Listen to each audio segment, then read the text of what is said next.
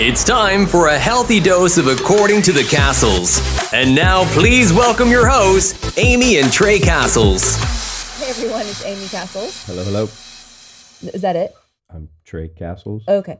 We have a very special guest, Dr. Chase Banks, on our show. Thank you guys for having me today. Glad you're here. We are so glad you're here. All right. So Dr. Chase Banks is a board certified chiropractic sports practitioner through the American College of Sports Physicians. He went to Central Texas VA system to do part of his clinical experience and was an intern in the physical medicine and rehab department.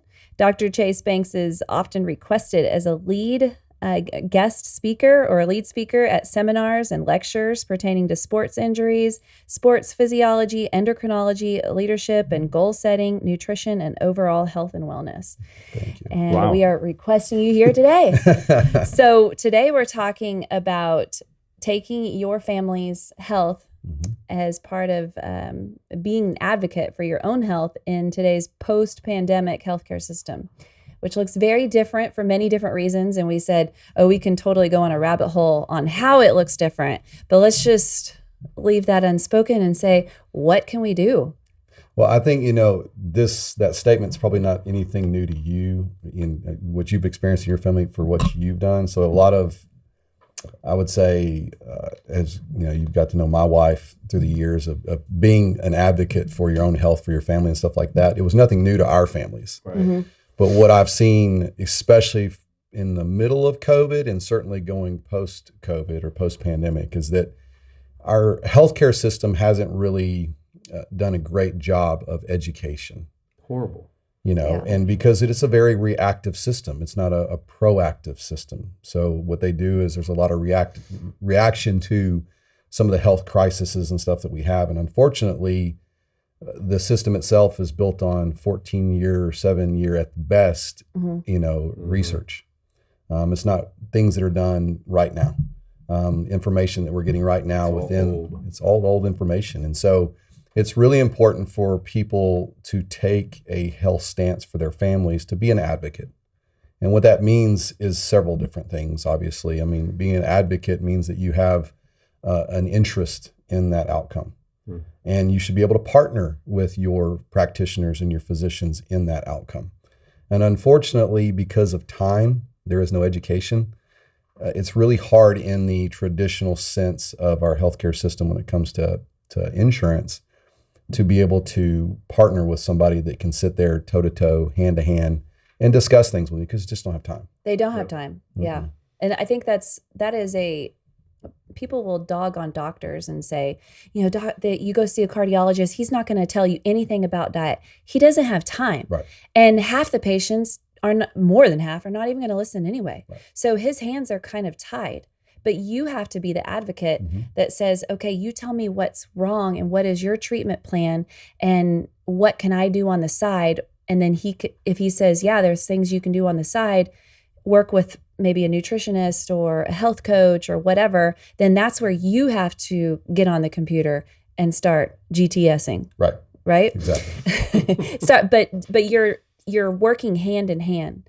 And Trey and I, we didn't have insurance for a long time. Well, we did have it, but maybe it was always really bad. Some crappy. Especially being business owner, being entrepreneur. a business owner, you get what's available out there, and it's crap. We never used our insurance except to have a baby. I mean, that's pretty much it.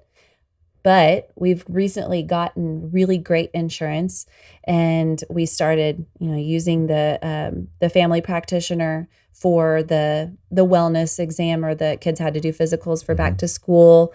And there's things that he's been able to refer for us, like Avery needed an EKG yesterday.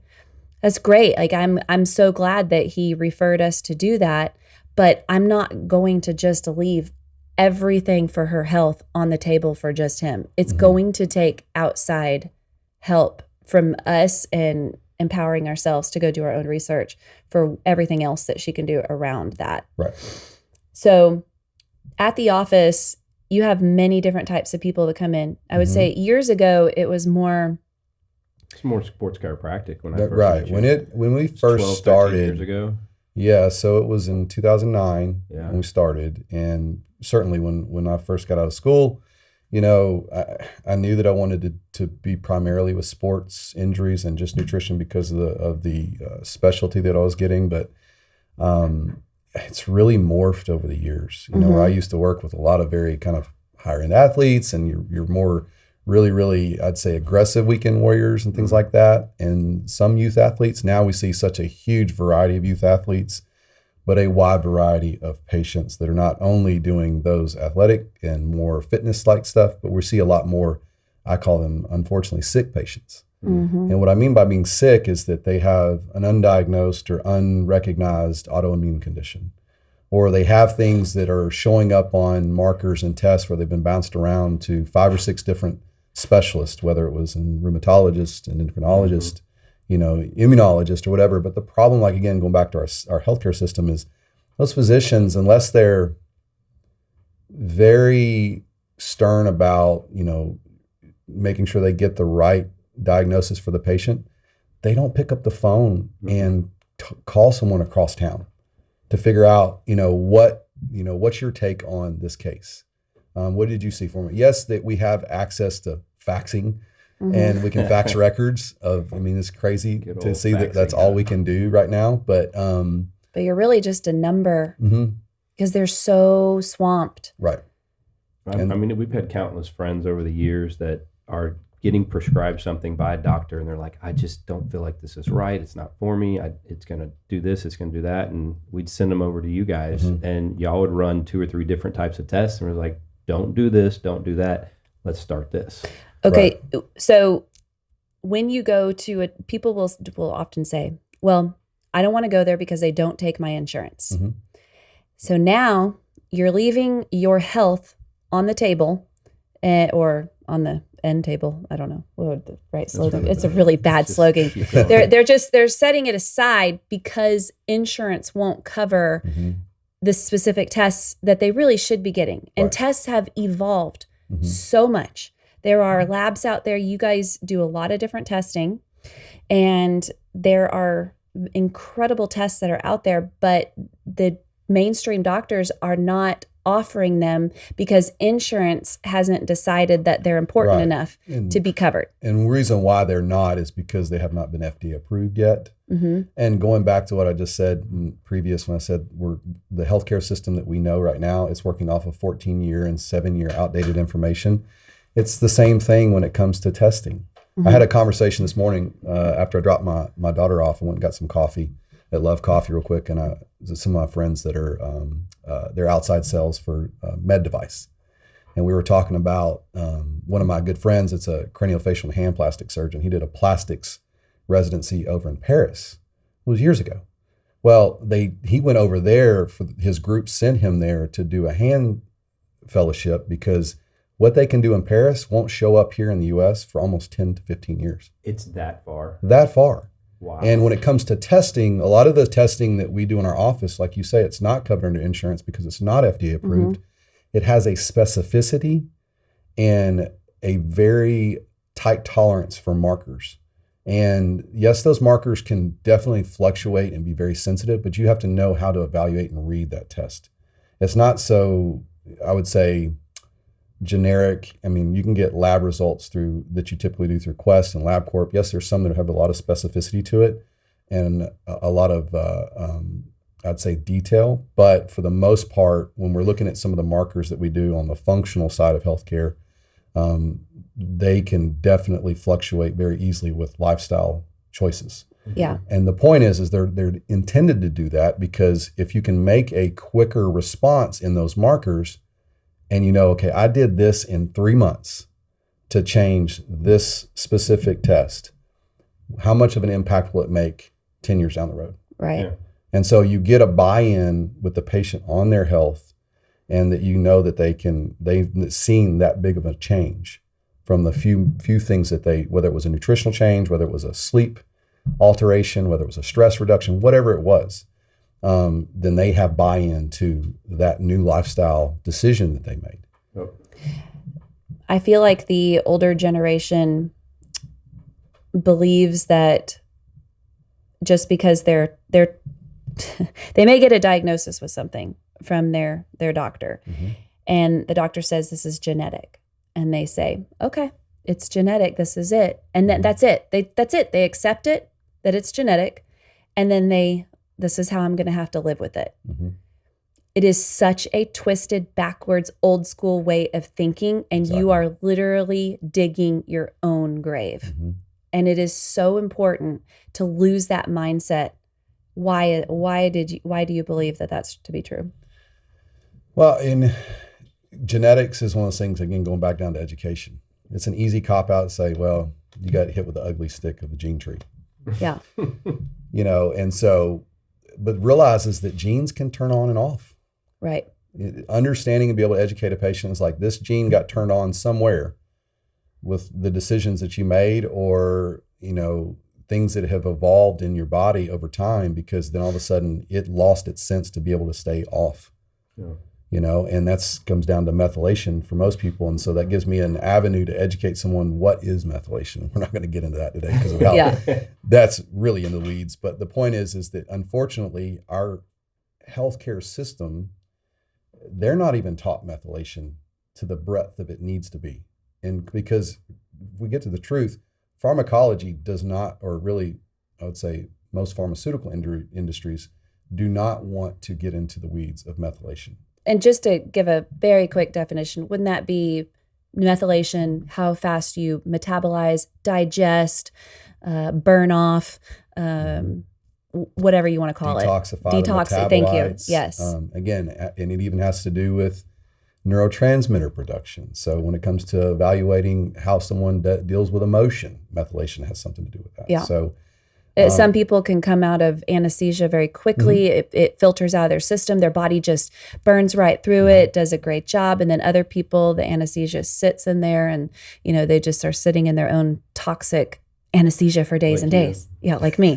Or someone like Trey, who can have a glass of wine, you methylate it really well, you feel fine the next day.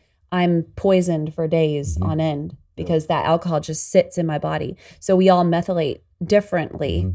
So, all right, in your practice, you have very distinct different departments, but they all work together. So you have the chiropractic and sports medicine area. And then, I shouldn't say sports medicine, sports medicine. Same. Okay. And then you have nutrition and fitness overall, wellness plans, diet plans, nutritionals, body composition, measuring all those things. But then you have really done a great job of adding on more types of specialized testing that you do that are not just the norm that you would get at your allergy doctor, family practitioner doctor. These are very advanced tests that are state of the art. They're with the times, and you've learned how to read them, analyze them, interpret them.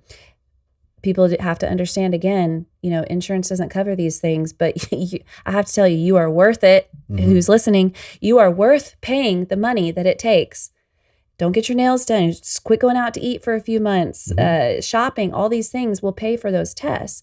What is one of your favorite tests that patients like to do? Mine probably is, it used to be some of the genetic testing that we offer because of just the breadth of the information we get from it. I'd say quick response, most bang for your buck, biggest change that you can see in all body systems is by doing a stool test. There is so much that goes on in our microbiome. Sounds so fun. Oh, it is. It's awesome. It's you get the test and your lovely taco tray. Did you bring your sample? It's in the diaper. It's in a diaper. I had a side note. I had a she was probably 14 or 15 years old. One of the wittiest kids that I ever had in my office. Of course, she was coming because she was having a lot of gastrointestinal stuff. Her mom was, had talked to me previously about it, but came in. And so I talked to her about how to administer the test and everything that comes in the kit. To just kind of give her the detail because, she's an adolescent female. You got to think that I didn't want her to get the kit and be like mortified about what she's fixing to have to do. So we were walking it through. And of course, FedEx is the company that we contract with that test to basically pick it back up, whether it's at your front doorstep or drop it off at a one of the drop box locations and stuff like that. And she goes, "That's it. My career with FedEx is over. I'm never going to look at a package the same." Oh, and she just knew straight away that like every single white, bag that she sees, there's poop in it. Oh my gosh. Okay. So Ruined I it. don't think people realize what a stool test is, or this is the GI track, right? GI, yeah. So the GI map is the test that we use. Okay.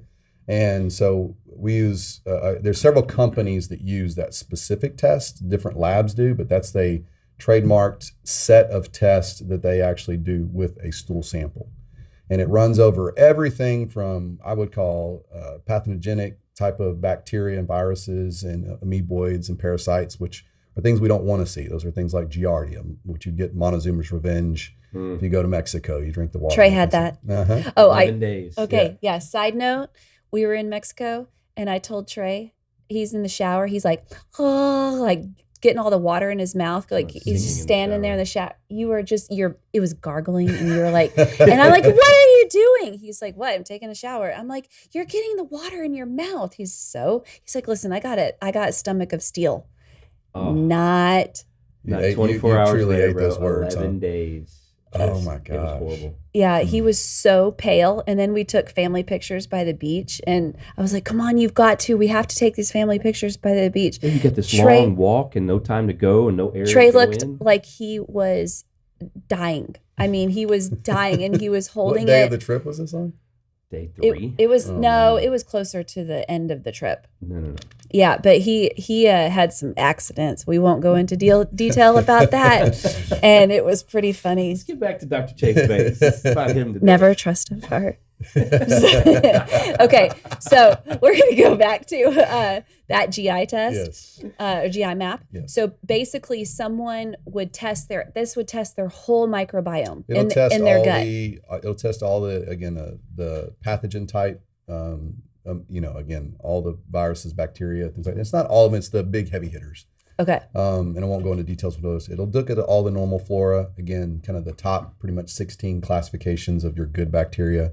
And then there's a ton of opportunistic bacteria that just kind of come and go, that take up space. And unfortunately, we don't want, and I look at it this way. I teach people when I go through the first kind of 3 or 4 pages of the test, is you got to look at like an ecosystem or like any other functionality, like a school system. I look at like a pond. A pond? Yeah, Like because what? a pond has to be maintained properly, and if it has anything that's off, the algae will overgrow, and then you're trying to get it back. I try to create a little simplicity to it. So like I say, is that you have really good kids in a school system that are real reliable. They're ones that teachers can really kind of, look to kind of help out in class. Okay. Kind of teachers' pets. They're the hall monitors. That'd be our kids. Yeah. No, I'm just kidding. Then you have hall what I monitors. consider the class clowns and the bullies. They're always going to be there. We just don't want a high percentage of them, right? Right. We want to have enough good kids that are basically creating a good, healthy learning environment. Just think of the immune system to be kind of stable. But then we also have, unfortunately, a bunch of psychologically damaged children. Yeah. And those are the ones we worry about and what they can do for real harm. And that's I call that first sheet page. And that, when you go to do the stool test at a gastroenterologist's office, most of the time, it's just that first sheet. This one's it'll go 7 with the pages test. long. Oh, okay. And so it's got That's good to a know. bunch of different levels of layers to look at some of these balance of these microbes. But then it's got this huge, intestinal section that goes over how well is the gallbladder and liver functioning? How well is the pancreas functioning?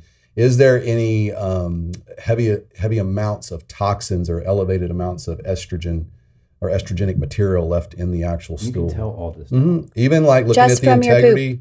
looking at the integrity of the cell wall of your intestines, something called leaky gut syndrome, which is a very complex scenario. It's a term unfortunately, just like with women when they go to an OB and they get diagnosed with PCOS. It's a very large diagnosis, and leaky gut, same thing. Well, so sorry to cut you off because it's talking in my head. I've had 3 friends literally in the last 6 months. Sorry, I'm hitting the table again. Have like a foot of their intestine taken out. And it's like, what is it? Food? Is it lifestyle? Is it Depending on whether they were diagnosed with Crohn's or ulcerative colitis, or if they had some other type of like a twisted loop of gut that got necrotic. I don't know what the causes these were. tests can help. Yes, we can look identify and that. identify. And what it doesn't do is give us a diagnosis. What it gives us is, do they need to do the next level of testing? Like, again, when it comes to colon health, colon cancer is becoming, it used to be 50s, 60s. Now we're seeing it 40s, 30s. Yes. Even late 20s. And so the point is with colon cancer, if you can find it at like stage 1, super treatable.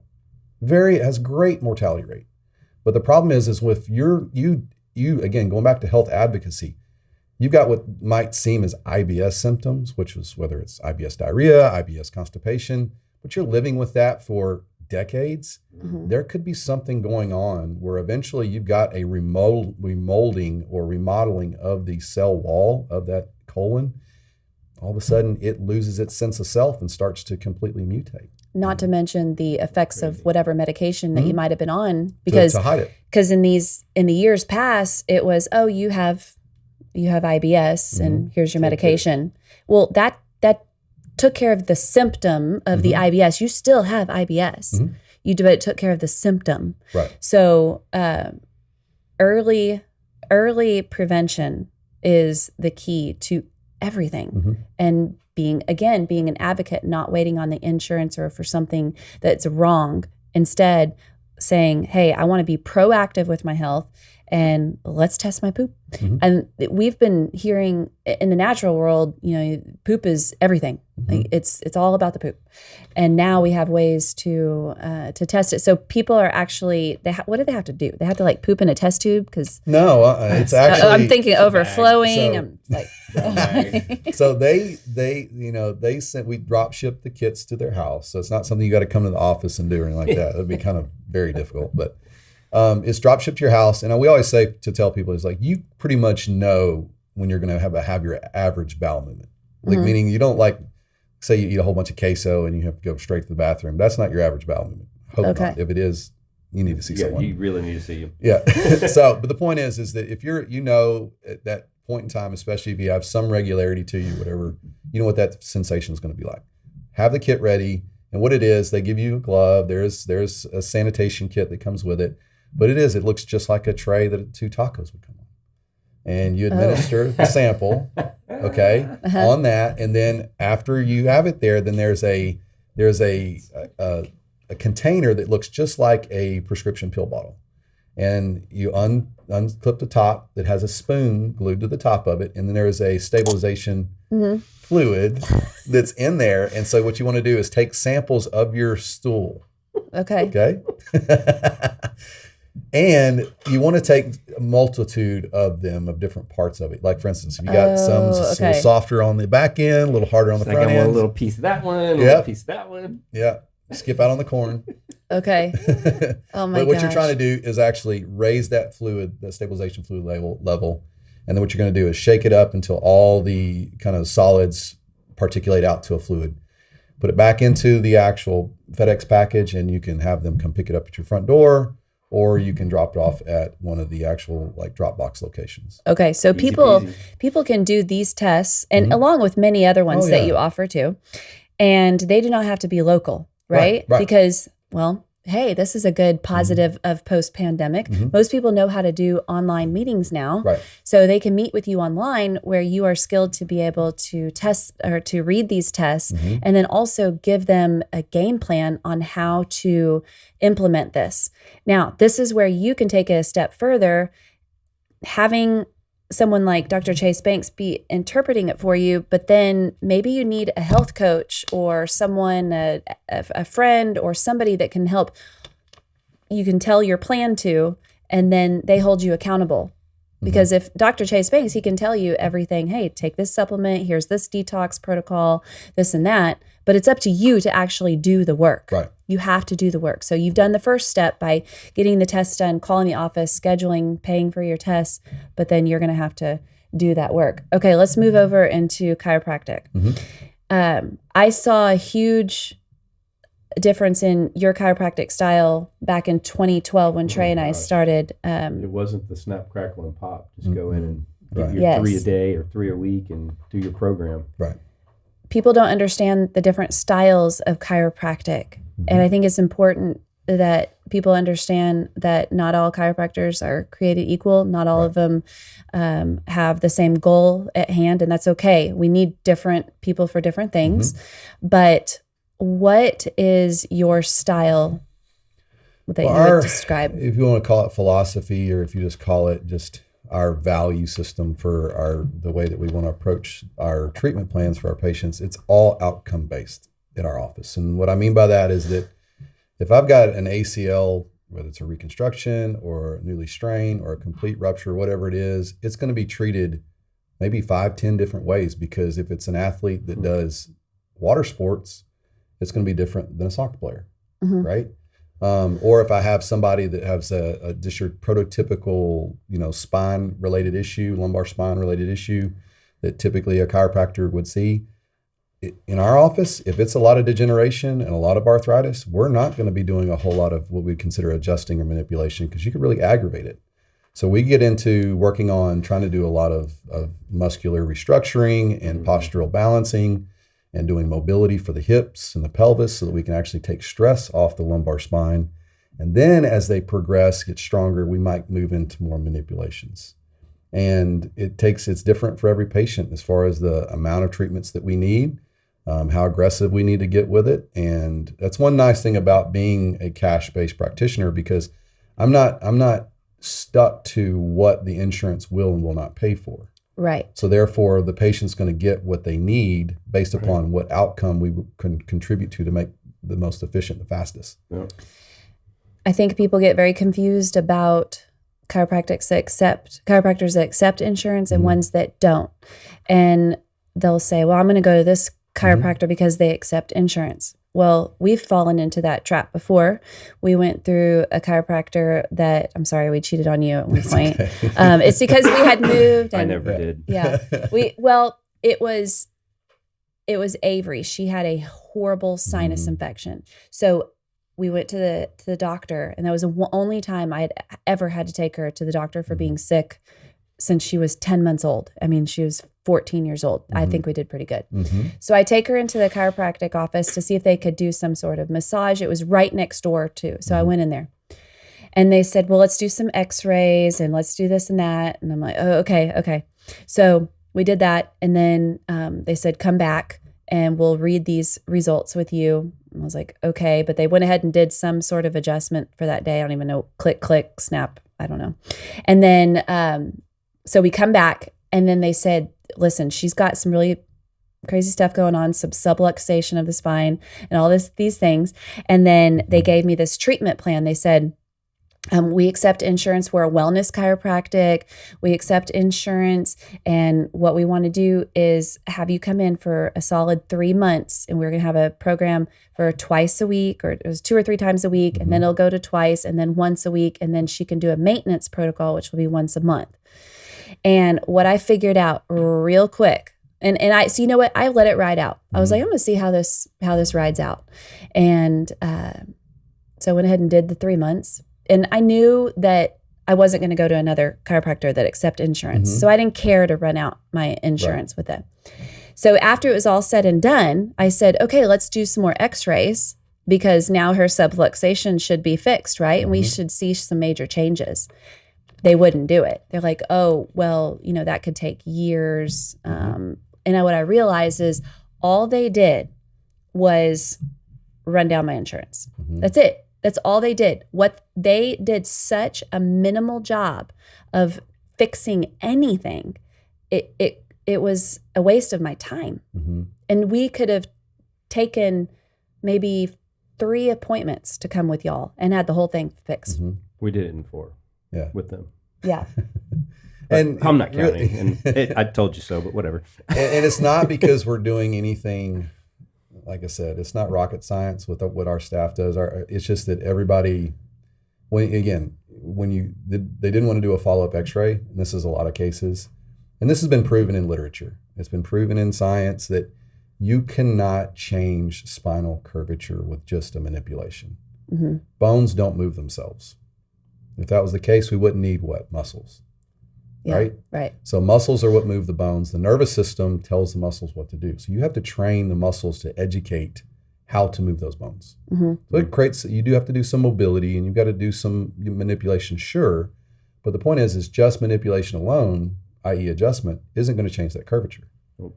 And so unfortunately with a lot of, and we were talking about this before you got here, was that a lot of chiropractic clinics, I know this is in dentistry and even in some medical offices, is that a lot of them are ran by management systems. And those management systems give them a protocol on how to make money. Right. It is a marketing model. system. It is. And that's the way that it's done. And that's the reason why everybody gets the same treatment protocols, the same treatment paradigm.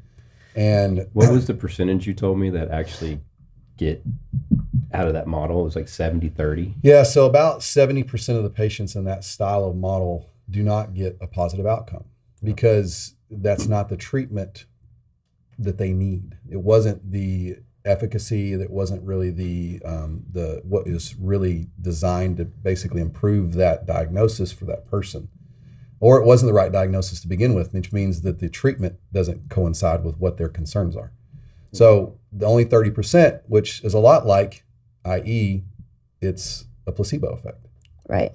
And so that means that you have to do a considerable amount of outside marketing of literature, social media, or getting out there in the public realm and market to get enough overturn of patients to keep the doors open. Yeah. And I just from the very beginning believed wholeheartedly that if you treat people with compassion, you are on their side and you're doing what's right by them, they'll be your marketing strategy for you. Absolutely. And you guys are a perfect example. I can't tell you how many people you guys over the years have come as a referral because of y'all. If I said it was 50, I think it'd be another couple of dozen that I'd probably be leaving out. Oh, awesome. So, but I think, it's people like you guys that has allowed us to grow the way that we have. Well, I can tell you that if I were to go into a chiropractic office where it's just a very quick snap, crackle, and pop, it would not relieve the pain because I would get pain in my neck. So anytime I get stressed, I get this locked up pain in my neck, and then it would trigger a migraine. And if I were to go in there in their 5 minutes that it would take to just, they have a system. It's just like, pop the spine, pull the neck, do the hands, all the little fingers, make sure your feet are adjustment. Like they just have, it's the same routine for every single person. And then if I go to y'all, and there's maybe 5 or 10 minutes. I go to y'all, I'm 30 minutes. You're evaluating my range of motion. You're working on the different types of techniques that y'all are certified in. Graston, ART, dry needling. Yeah, all these things. And then at the end, it's, would you like to be adjusted too? So it's working all these things out first and then getting to the adjustment, not just straight to the adjustment. That would have absolutely do nothing.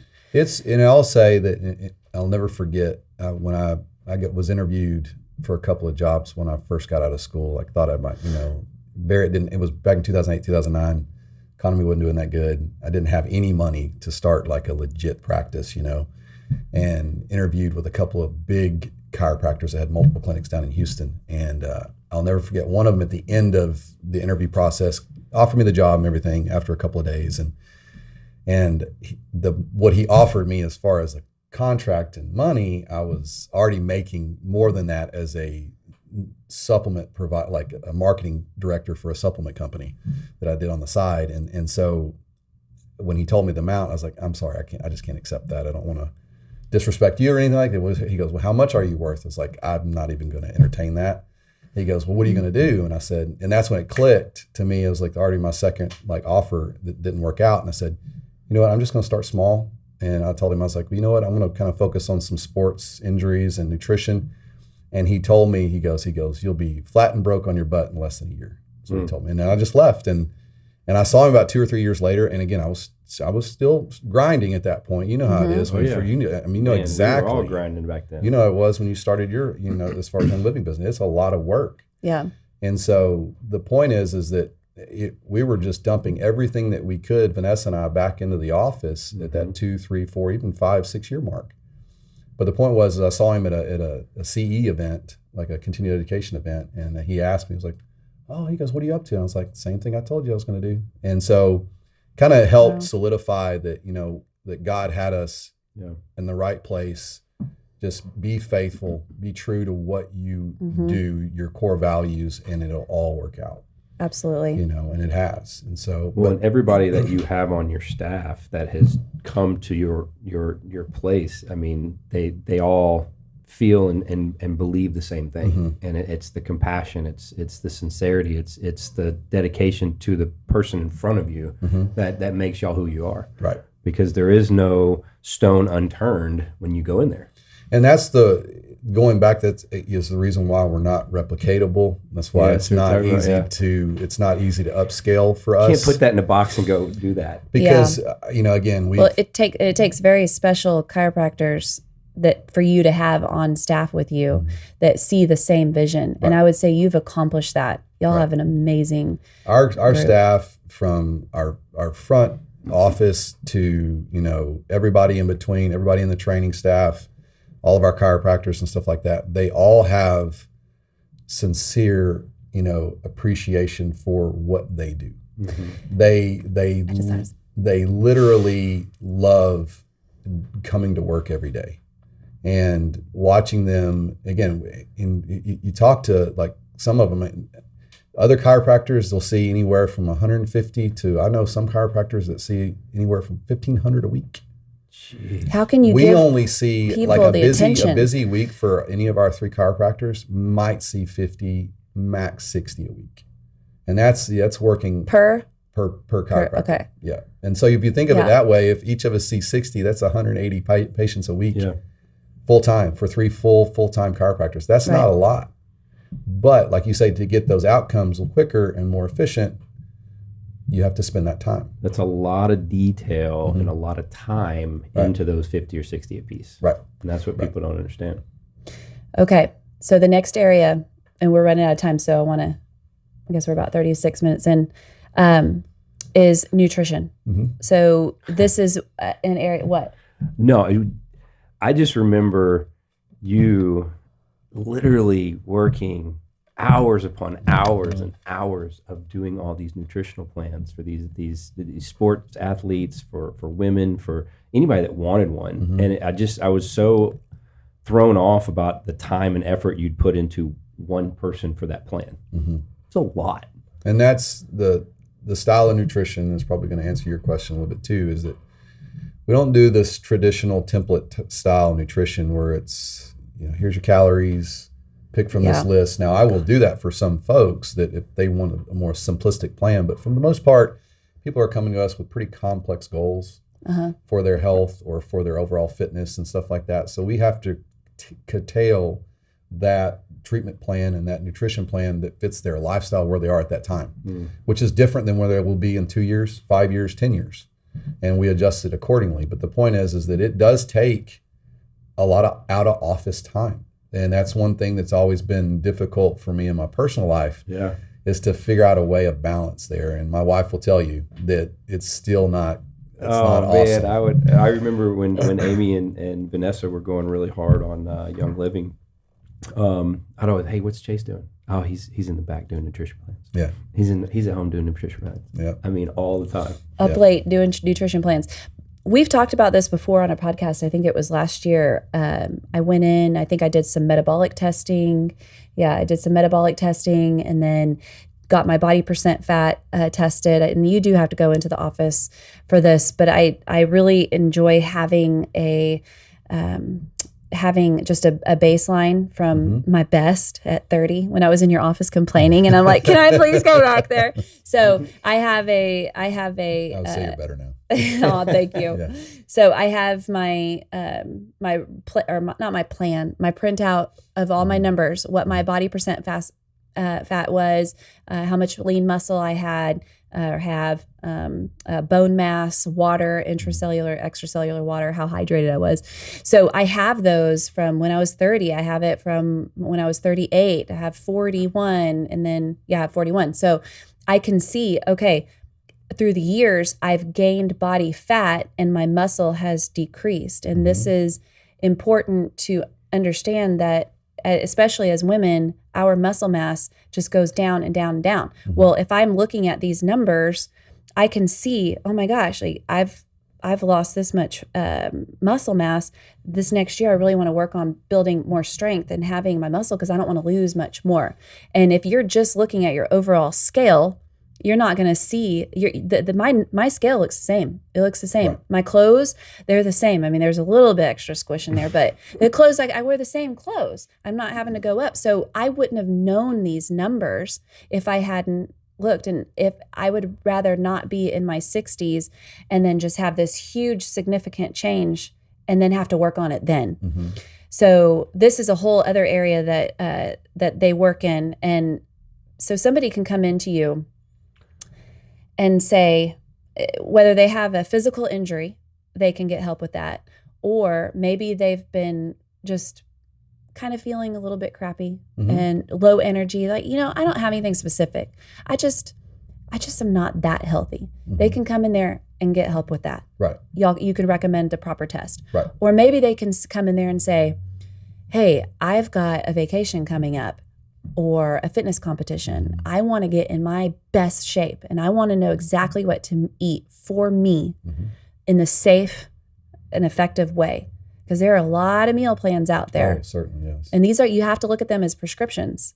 And not anybody can just write a meal plan because foods contain nutritional components that if you're getting a meal plan for just anybody, then that is basically like a prescription, and they could be missing you out on some nutrients that you really need, macro or micronutrients. Certainly. So no, like I had a vegan come in last week and we did blood work on her before we decided to do a plan, and she's pretty severely anemic. And I try to get her to understand she's both iron anemic and she's both B12 anemic. And she came to us because she was very fatigued. And I'm all for, simplicity of paradigm eating, which vegan would be one of those, paleo would be one of them, pescatarian's another one. I mean, South Beach, you name it, there's all kinds of paradigms. And this is probably the reason why I'll never write a book on a specific style of eating. Right. One, don't have time to do it because I do so much nutrition plans. But the point is that there's holes in all of them. And unfortunately, when people get online and they are a fitness enthusiast, social media, personality type, influencer, whatever. Again, going back to that 70-30 model that we talked about, it's the same thing, is that you'll have about 30% of the people that jump into a paradigm that will see positive return. You're going to have about 70% that won't. Unfortunately, that 70% probably won't speak up loud enough to supersede the 30 that are praising it. Oh, that's a good point. And so building something that's the right thing for someone's health where they were at that moment, it takes time. And it does take communication and follow-up and things like that versus just like, hey, Chase, just build me a plan and I'll see you in a year. No, it's so individualized. It is. Yeah. It takes assessing how well are you sleeping? How well is your digestion? Do you have regular bowel movements? What's the quality of those bowel movements? What's the color of those bowel movements? Yeah. I mean, there's all kinds of things that take into consideration. What's the recovery like? I mean, I'm a big fan of biomeasure devices. Like this is a Whoop. I have a lot of people that use an Oura Ring. And if you can take Whoop? A Whoop strap. Okay. WHOOP. I haven't heard the Whoop, but I've heard of the Oura Ring. So it's like an Oura Ring. What I like about this better is that I can obviously lift with it. Oura Ring gets in the way of the knurling on the bar. But I am such an advocate for sleep. I know you guys had talked about that in a couple of your podcasts. It is the area of health and wellness that is so under recognized. It is so free. You do not, to do it right and to make the choices to sleep better, a lot of times it's free. It doesn't cost you anything. You just have to make plans. You've got to plan your eating around it. You've got to plan your next day's approach and you got to, just like how you get ready to go work out, a lot of times you pack your gym bag the day before. Well, you got to start thinking about your sleep the day before. Yeah. Not, hey, okay, I'm done with everything. Now I can crash, which is now it's 11:30, So getting people to understand that the quality of your sleep, what it's going to do for you continuously if you get it continually day in and day out. Get it dialed in. And so that's even where, using a Whoop strap or an Oura Ring, or even some of the other, like Garmin's got one. The Apple Watch does an okay job of doing it, but not as to the detail of some of these other ones. I've heard it's never to the detail on the Apple Watch. Okay, awesome. So if you're listening and you've never been someone who has advocated for your own health, You've always waited for someone to tell you what was wrong with you. I encourage you to give Dr. Chase Banks a call. You can go to finishfirst.net, find their office phone number. And Melanie is awesome. Melanie is and you have someone else in the office. Keely is another office assistant to Melanie. Melanie's our office manager. Melanie's been with us for a long time.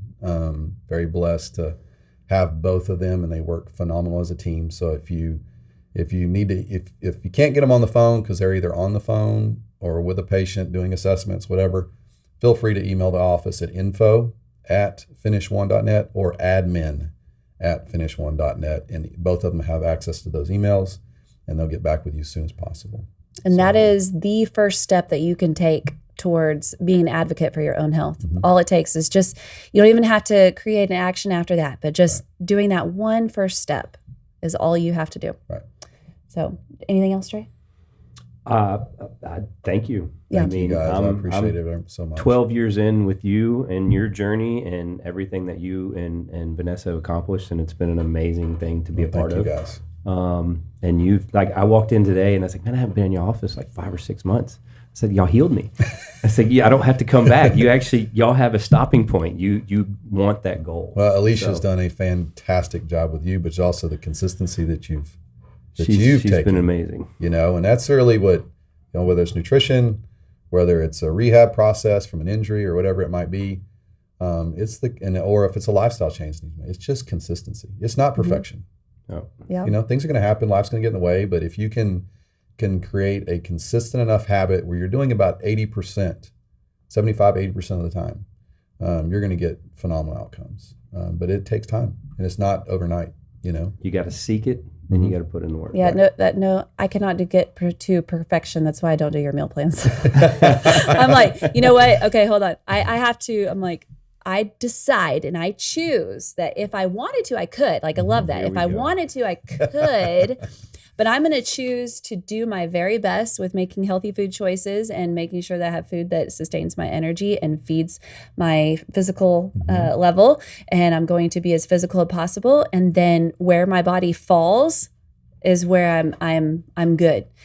And if I decide from there that I want to tweak something, then I can. That's intuitive eating, and you do a fantastic job of it. Thank you. Yeah. Thank you so much. I hope everybody out there listening chooses to go look into Finish First and give their practice an opportunity to show you what they can do for you. Thank you, guys. I appreciate it. Thank you so much. Have a great day, everyone. Bye.